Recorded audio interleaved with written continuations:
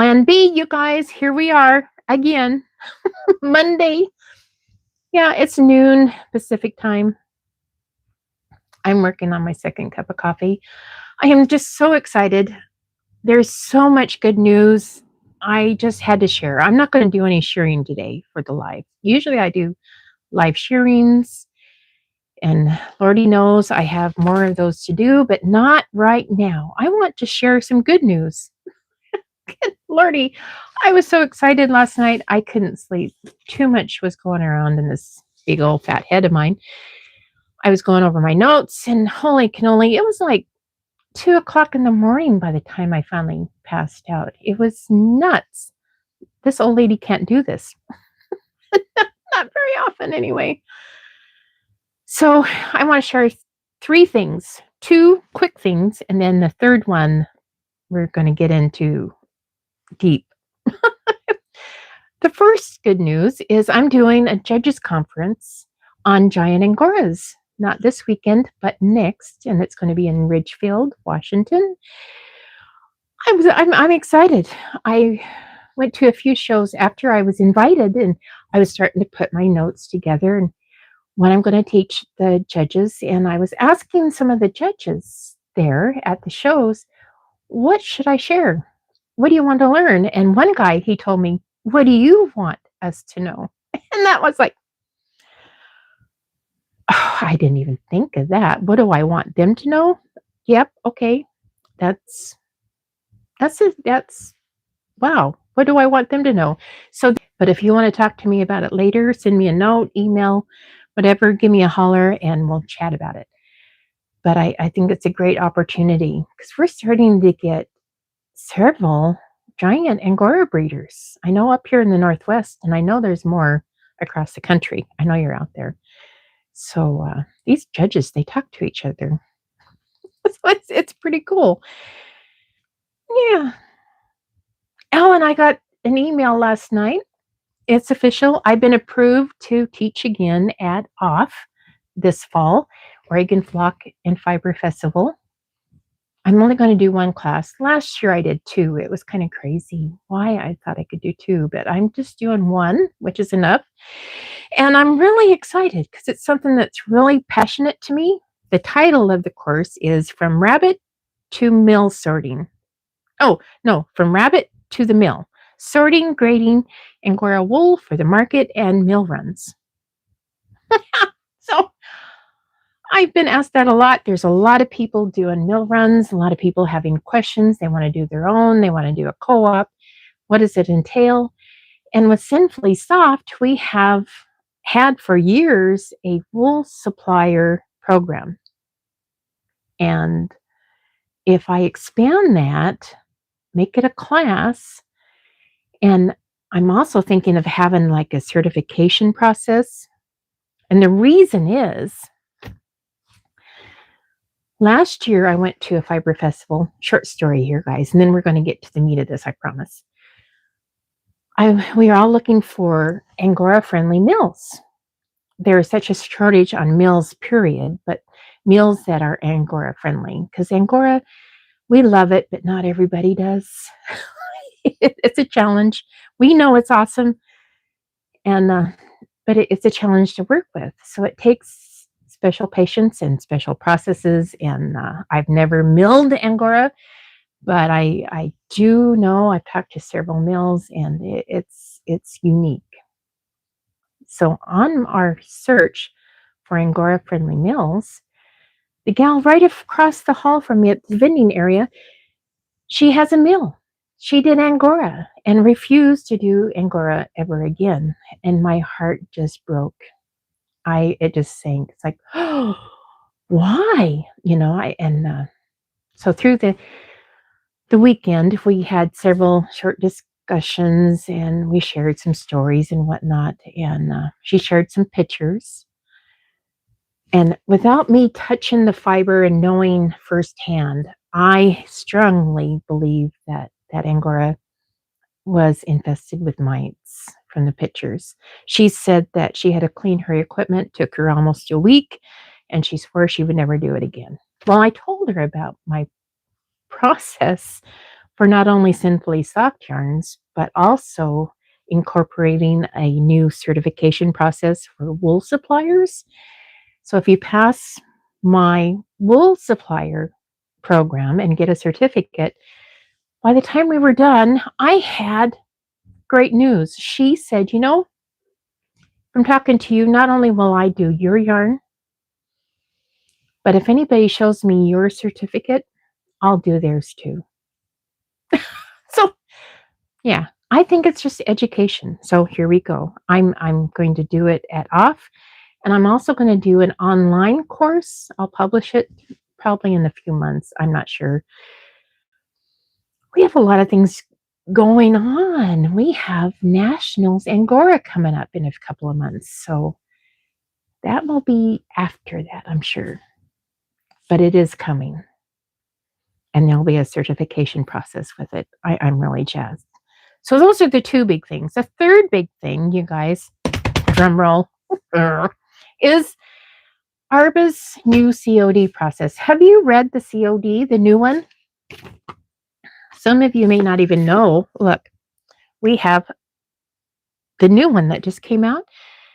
It's only good for 5 years, and then they publish a brand new one with all the updates, and there's usually changes, and there's always new varieties, but sometimes they make massive overhauls or minor overhauls to the verbiage. Well, this standard includes, you guessed it, an overhaul of the COD process, how to introduce new breeds or new varieties to the American Rabbit Association. Now, this is something that I am very close to because I did this. My husband and I and Karen McTeague, we had a COD for the chestnut Giant Angoras. Since they were passed in the early 1980s, I think it was the early 80s, as a breed, they were only showable in white. And they come in all kinds of colors, but for some reason, they've never been approved to show. They've never been part of the ARBA standard. So we got the chestnuts approved. And boy, howdy, was it a process. I learned a lot. And it's hard. It takes a huge commitment. And there was changes to the rules before I did it to make the process a little easier. And I say a little. Well, they made so many changes in this standard. It just blew my mind. It just totally blew my mind. So you guys, oh my God. When I did my chestnut Giant Angora COD, one of the things that I have to admit it, I'm known for being the rule bender. My mom, she'd be rolling around in her grave if she heard me right now. I'm like the obstinate teenager that refuses to grow up. You tell me it can't be done, I'll ask you why. And if I don't agree, I'll probably do it anyway. So with the COD rules, it says all the animals that are shown in the presentation has to be owned and bred by somebody on the COD. And so the way for me to fudge that was to openly ask everybody across ARBA who wants a free chestnut. But there's strings attached. I won't relinquish ownership of that rabbit until after the final presentation, the showing. And then it's yours. But up until that point, it's mine. But it'll be in your possession. And during the spring, I farmed out 12 across the country, different people all over the nation. It was crazy. And those people were responsible for growing out the fur, getting it all groomed out, and making sure that they were there at convention in Kentucky. And that was in 2023. And if they couldn't bring it themselves, I made sure they could make it. I helped make transport happen. So they were all there. And it worked. Not only did I bring 50 of my own, well, 57, 7 were white, but Yeah, we had a boatload of chestnuts there. And yeah, I just like, holy cannoli, was that just crazy? I had an army helping me groom all those too. Once we got there, of course, I was up every night, 7 days a week, working on them up until the day we loaded them. And a 2-day trip, full coated Giant Angoras. It was a challenge. But everybody stepped up. The entire membership was in the COD area, and nearly everybody had their hands on some rabbit and helped me groom it out. And they were instrumental. I couldn't have done it without all of you. Seriously. It took a village to get that done. Now, with the new rules, they're opening up.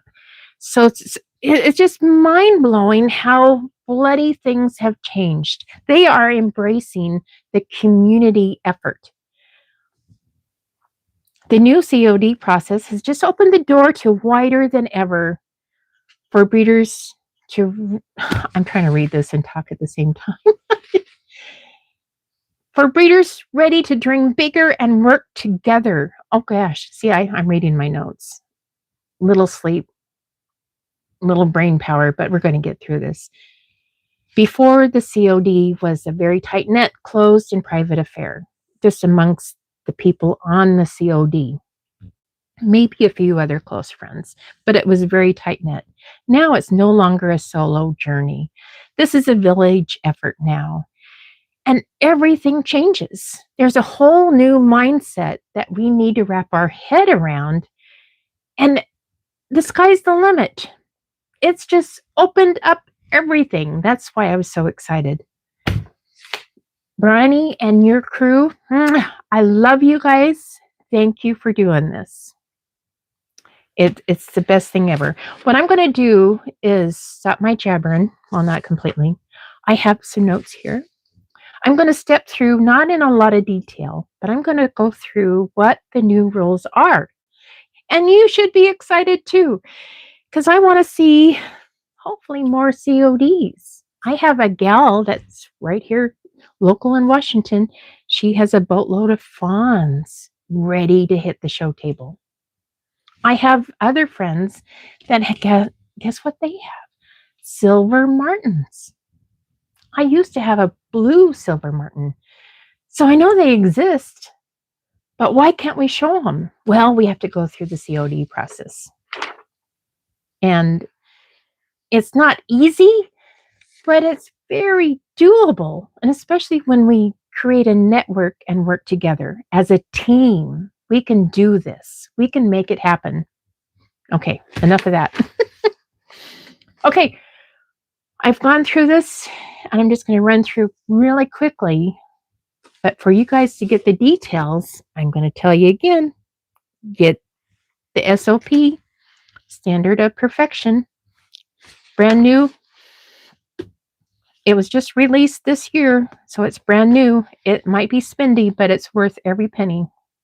So day one, if you decide to file a COD, you send it certified mail along with a $100 check and your proposed verbiage for the standard, whether it's a new breed or a new variety. And I'm going to use specifically the chocolate agouti for an example, because that's what I'm thinking about doing. So I'll throw in a real live example here. ARBA's office will get that letter, cash the check, and they're going to verify that I've had, and everybody listed on my COD, up to 5 people, even if it's in the same household, like me and my husband, that's 2 people. So I'm looking for 3 more people to be on the COD team with me, potentially. You don't have to, but yeah, team effort, right? Community. So you have 5 people. They all have to have an ARBA membership for at least 5 years. And you have to be a current member for NARBIC. There's no length requirement on NARBIC, but you do have to have membership of both those clubs for the entire duration of your COD. And we're talking 6 years. When I get down to the bottom, you'll realize it's quite an endeavor. Yeah. So what my husband and I and Karen did is once we decided to do this and we filed the paperwork, we made sure that our memberships were paid up for that length of time. That was one less thing that could go wrong. Wouldn't that be awful to do all the work? The rabbits are behaving and doing what they need to do, and your membership expires. So do that. One of the key things is on the people on your COD, there's 2 things that they have to do. Number 1, they have to be able to fill in if necessary. Like if I do this for the chocolate agouti, I would probably be the leader, the team lead, the spokesperson.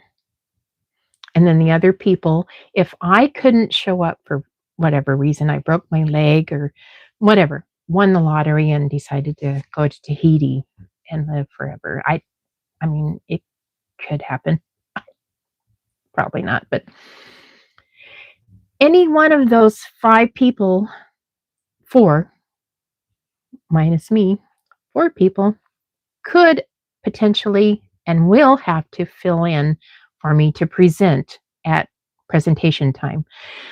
Somebody that's not on the COD can't do it. So if none of those 5 people are there at convention, regardless of the status of the rabbits, it's a fail. It's a no-go. So we want that to happen. And the other thing that everybody on that COD paperwork has to have, they have to be actively breeding that variety or that new breed. And they might be asked to prove it.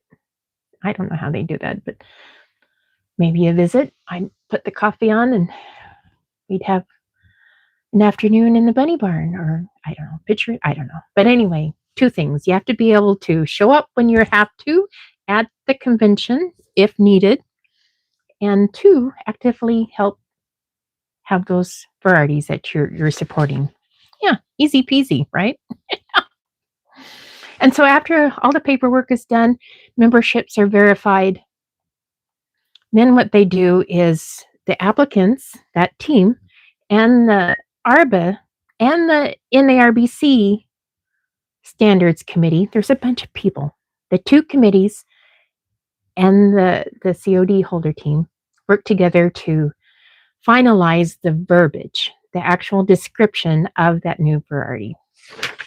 And you know what? Corey's already done that for the chocolate agouti. So he's got the majority of the work done for me. Thank you, Corey. And by the way, I love the work you've done. Really good. Really good. Yep. So then they have 60 days to finalize that verbiage. And then what they do, the ARBA's standard committee, they get together and have a vote. They're like, oh, yep, we approve. It's good to go. Once they vote, that's the magic date. Remember that date. That is the date. A lot of things will follow that are, coming that you need to know that date.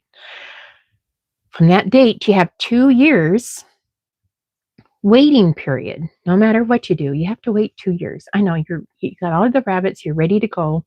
That's all right. Use the 2 years to perfect your already perfect breedings and get more people to have that variety. That is key, and I'll tell you why here in a minute. And it's so key. Yeah. We can't just have a few chocolate agoutis in Tammy's barn and whoever else is on the COD, and a few other people have 1 or 2. We need a boatload, and I'll tell you why here in a minute. Okay, so that's a 2-year waiting period. 1 year from that magic date. I hope you guys are. Oh, Tammy, she says, woohoo! Okay, we must be good. All right. Thank you, Tammy. Not only do you have a good name, but you're awesome. You're awesome and you have a good name. Okay. So magic date and 1 year, you have to present an exhibit, and that's 8 animals. Any sex, any age, doesn't matter. The only requirement is they must make their required weight requirement according to the standard. So for like the adults in Giants, the boys, the adult ones have to be 9.5 pounds. The girls have to be 10. Juniors, this is kind of crazy. I don't see a world where this ever doesn't happen, but they have to be at least 4.75 pounds. That never happens. Intermediates in the Giants, there is no minimum or maximum weight requirement. So anything goes on intermediates. So that, just FYI, intermediates are golden no matter what. Seniors is the key. We need them to make at least that minimum weight. And the president and the secretary of NARBIC will verify those weights and send that information to, yep, you got it, ARBA's Standards Committee. If I'm hesitating, it's because I haven't had enough sleep and not enough coffee. But you're following me, right? we got her. And then we need proof of interest. I'm going to share here in a little bit what that is. What it used to be, what I did with the chestnuts, with my COD, before, I had to ask the general membership, okay, everybody, who is actively breeding chestnut Giant Angoras? And would you please write an affidavit and sign it to that effect and email it to me? And then I gathered them and I sent them on to Bryony, to this ARBA's Standards Committee. That was my proof of interest. They wanted to know that there was enough people out there and enough chestnuts out there to support that variety if it did pass. So we needed to have proof of interest. But that has changed. Boy, howdy, has it changed. And I'll tell you why here in a minute. So working on that magic number, right? That date the ARBA Standards Committee approved. You have a year to do the exhibit. So for me, my timeline, if I choose to do this is just an example. I haven't decided 100% yet, but I'm leaning heavily. And my husband said it's okay. that helps tremendously. I can't do anything very well without his support and his guidance and his love. And yeah, that was huge. So he's given me thumbs up, which is crazy. So anyway, I'm thinking mid-May, I'm going to submit my application, the $100 in my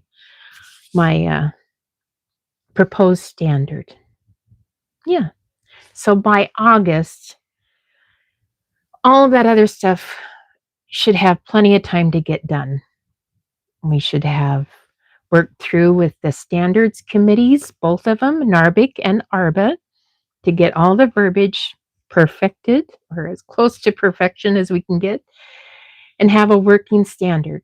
ARBA will publish it, say, yep, we've approved, they've approved, everything is okay, we can go on. We'll make the exhibit within that year. So that can be either a national Angora National Show or a convention. And then we need to have 8 animals sit up there looking pretty so we can show the entire membership. This is what the chocolated goodies look like. Because shortly after, they're going to get a ballot in the mail and they have to say yay or nay. They're going to say yay because they're going to be beautiful, right? Why not? Yeah. Why not? So all of that has to happen within 18 months.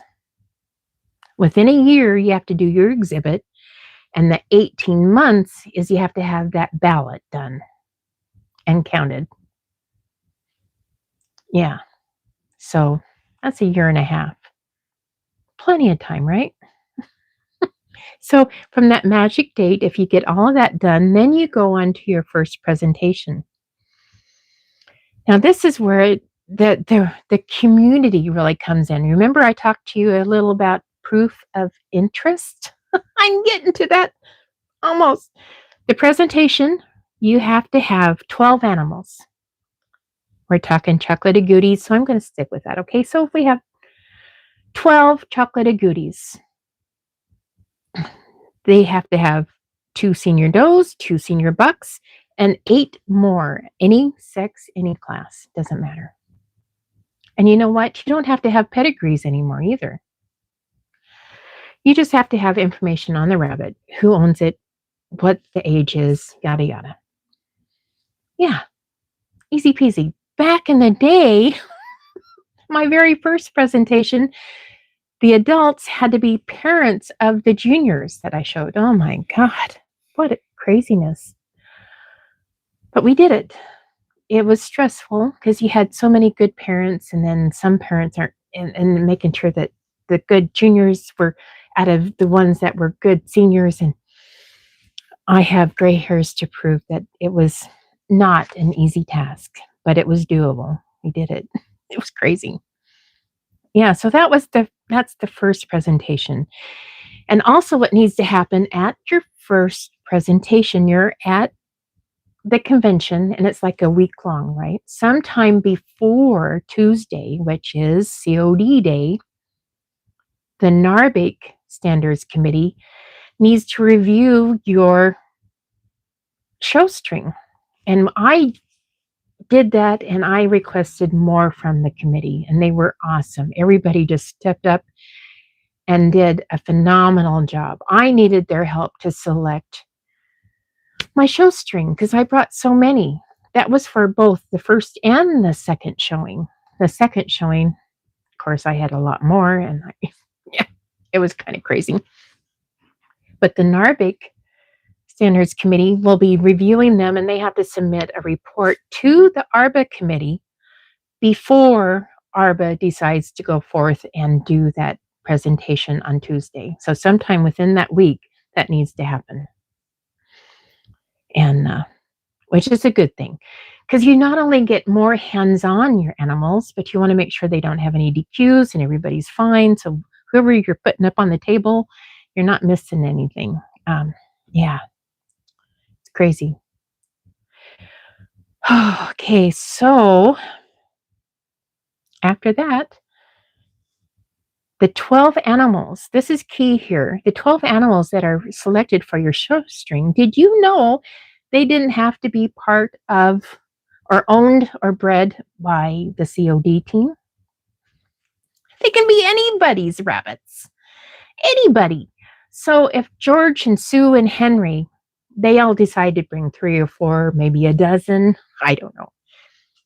They enter them and bring them to Kentucky.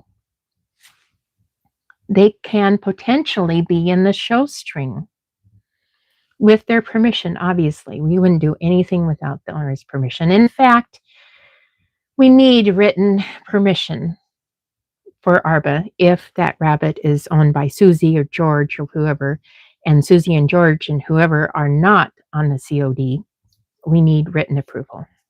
I mean, that just, yeah, we don't want to do anything with anybody's rabbits without their permission. So it's a, yeah, that's easy, right? And that opens it up astronomically. This is the first presentation, you guys. You need 12 animals. 4 needs to be adults, 2 boys and 2 girls. The other 8s just can be anything. Yeah. Oh, holy cow. Okay, now we're getting down to proof of interest. I promised you I'd share this. This is new, kind of scary, but not really. I'm contradicting myself. Need more coffee? I don't know. Proof of interest, you no longer need to submit affidavits. What you do need is 25 of that variety entered and present at convention. The same convention I'm making my first presentation. So if I do my timeline that I'm kind of thinking of, and all those other steps come magically, everything comes together, I will make my exhibit hopefully this October in Reno, And then the first presentation will be scheduled for, you got it, 28 at Kentucky. So in Kentucky, I need 25 chocolate goodies. And not just from me. They have to be from 5 different households. They have to be. And not all households need to be on the COD. They can be anybody, but they need to be present at that convention, entered and present. So we need at least 25. Now, if I do this, my goal would be to bring 25. With our chestnuts, my husband thought I was off the deep end every time, and he asked me numerous times, how many? Because he was redoing the racks in our little bunny trailer. I said, I'm going to bring 50. He goes, no, you're not. I said, yes, I am. And he'd walk away. A week or a month later, how many? I said, 50. And he finally got it. I took 50. And we still had a couple on the floor, but we made them all fit. But I'm only going to bring 25. 50 was stupid insane, you guys. That was crazy. And I couldn't have done it with everybody that helped me. 25 is still going to be insane, but it's doable. But see, even though those 25 are coming from me, that's only one person, one household. I need 4 other households to bring it on. Bring some chocolate goodies to 2028. Yeah, you could potentially be part of the COD show string, you guys. See what I mean? It's mind-blowing what we can do together. So if I do this thing, I'm going to holler from the rooftops and do everything I can physically and mentally and encourage others to step up and help. And they can be part of this movement. Yeah. What craziness. And the other thing that, oh gosh, I haven't even gone over what's the second presentation. Oh, I'm not done with the first presentation. One other little bit. Oh my gosh. Look, 12:30. I've rambled on for a half an hour already. Okay, so we have proof of interest. We've talked about owners. They don't need to be the COD holders. We've talked about the 12 animals that are needed for the first presentation. We talked about the NARBIC Standards Committee. They need to do their review and send a report. So you get to presentation day, which is on Tuesday. And the goal is to have everybody, where's my list here? This is what they're going to be about. I haven't handled any rabbits. I shouldn't be. Got the tickle. I'm going to call it the Angora tickle. But anyway, they will be evaluated against the breed and the SOP and its merits as assessed by the ARBA Standards Committee. They all have to have 0 DQs, 0. And you have one chance. If by chance we missed a DQ, I don't know how it can happen, but it can happen. So many people will have hands-on by the time we get there, right? Not only me and all of the people helping me groom, but the NARBIC committee will have their hands on them too. But if we make it to Tuesday and the COD ARBA team finds a DQ, we have one opportunity to do a swap. So we can do one swap. That's your only time. But they're expected to be good to excellent examples of the breed to get a pass. That's our goal, to pass, right? Now, back in the day, we were expected to do 3 presentations, right? At 3 different ARBA conventions. That's after the exhibit, right? And all that other stuff. 3 presentations.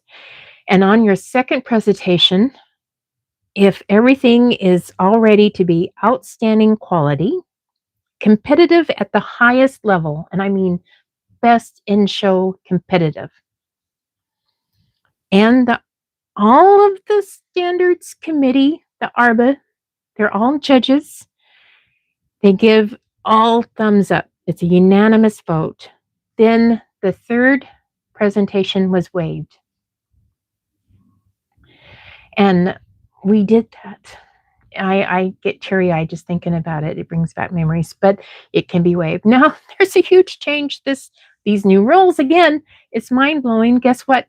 On your first presentation, if everything goes perfectly and you have everything right and you get a unanimous and yada, yada, yada, everything that I just said, you don't have to do the second showing. You could be done. We could be adding the chocolate agouti Giant Angoras. Just like that. Yeah. Isn't that crazy?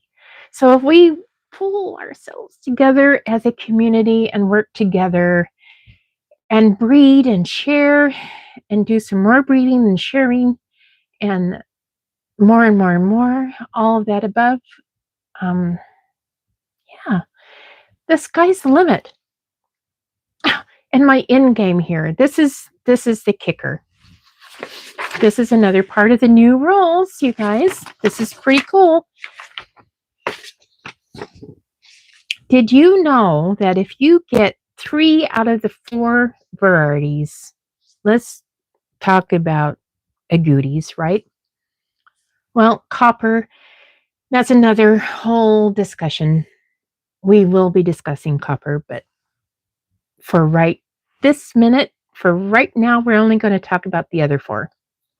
We're going to talk about chestnut agouti, the opal, the chocolate agouti, and the lynx.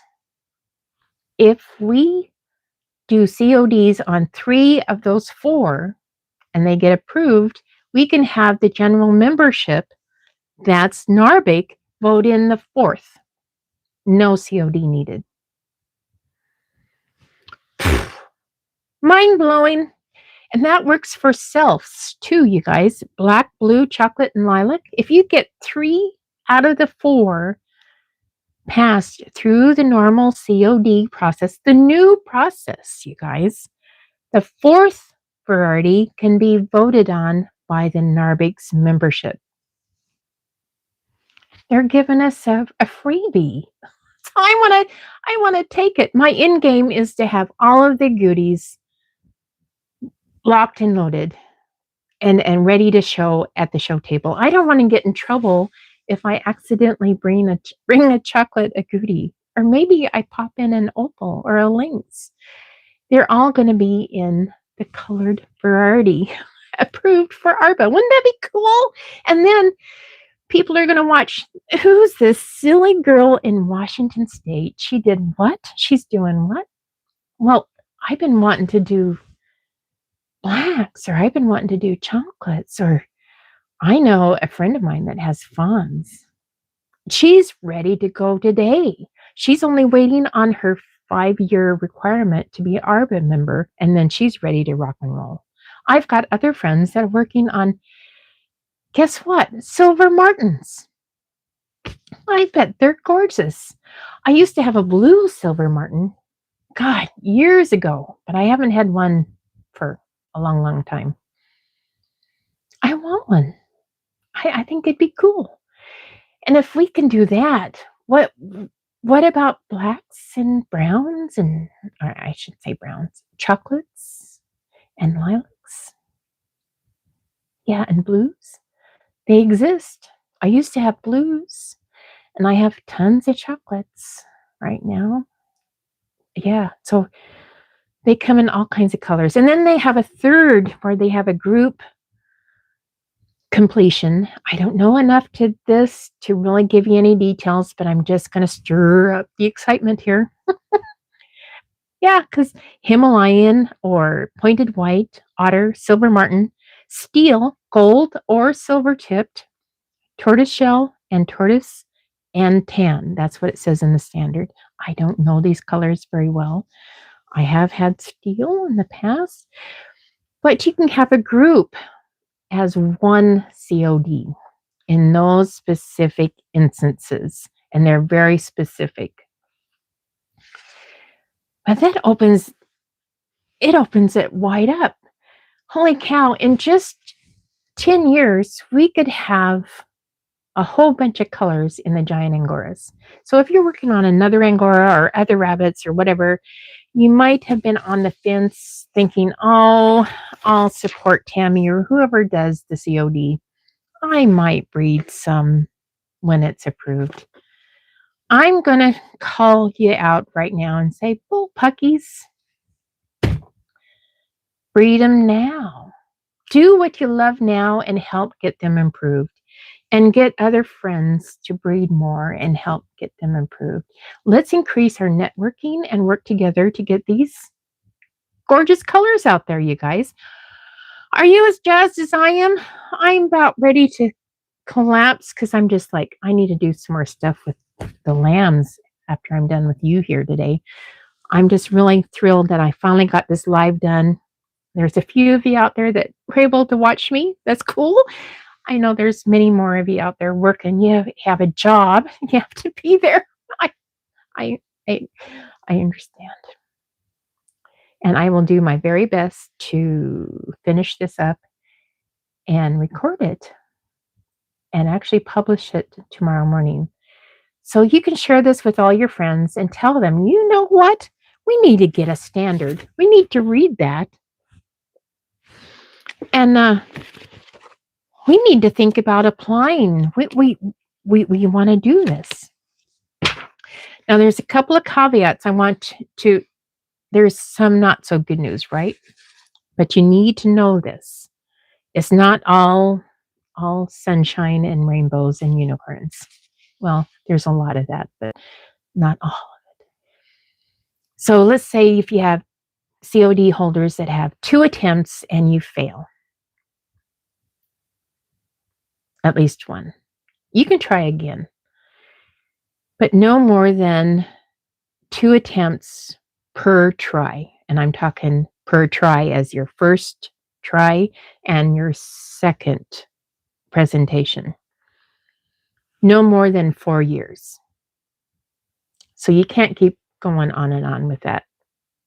There's the end game. It stops somewhere. So if you, and if you, worst case scenario, well, there's 2 bad things. Say if the COD is terminated and you've received a fail, and it can happen, it has happened, there can be no CODs on that variety for 3 years. And I think the philosophy, I'm guessing here, I wasn't part of the decision making of making these rules, but I'm thinking that they're just trying to make sure that people aren't just seeing the new rules and getting so really excited and putting in their application and then like getting in over their head and not following through. They want to make sure that you're doing it right, involving the community and giving it your best all and succeeding. Now, the worst case scenario is if you have 2 no-shows where you just don't show up for whatever reason for your first and your second. 2 no-shows. There's 10 years.